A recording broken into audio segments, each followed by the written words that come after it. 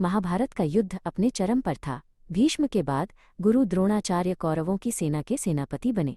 उनका सामना करना पांडवों के लिए असंभव होता जा रहा था। द्रोणाचार्य को कोई नहीं हरा सकता था जब तक उनके हाथ में शस्त्र थे, क्योंकि उन्हें अपने पुत्र अश्वत्थामा से बहुत स्नेह था।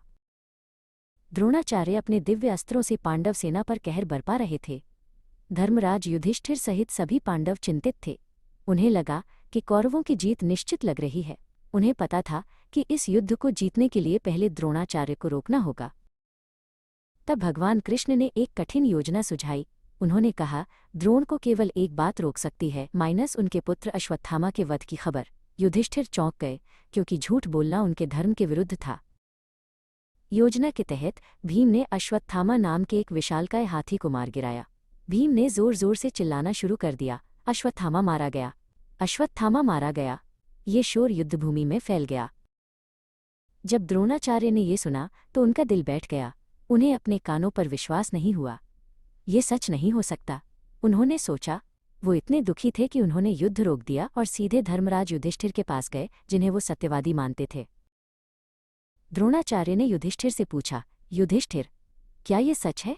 क्या मेरा पुत्र अश्वत्थामा सचमुच मारा गया है? युधिष्ठिर धर्म संकट में थे। कृष्ण की प्रेरणा से उन्होंने उत्तर दिया, हाँ, अश्वत्थामा मारा गया है, पर नर नहीं, कुंजर, हाथी। युधिष्ठिर ने जानबूझकर अंतिम शब्द कुंजर बहुत धीमे स्वर में कहा। उसी क्षण कृष्ण ने अपना शंख बजाया, जिससे वो अंतिम शब्द द्रोण तक ठीक से नहीं पहुंच पाया। द्रोण को केवल इतना सुनाई दिया, अश्वत्थामा मारा गया। पुत्र शोक से व्याकुल द्रोणाचार्य ने अपने शस्त्र नीचे रख दिए और आंखें बंद करके ध्यान में बैठ गए।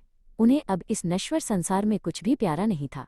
उनका मानना था कि उनके प्रिय पुत्र की मृत्यु हो चुकी है। यही वो क्षण था जिसका पांडव सेना इंतजार कर रही थी। पांडवों की ओर से धृष्टद्युम्न, जिसने प्रतिज्ञा ली थी, उसने शस्त्रहीन द्रोणाचार्य का वध कर दिया। धर्म की रक्षा के लिए एक छल का प्रयोग किया गया।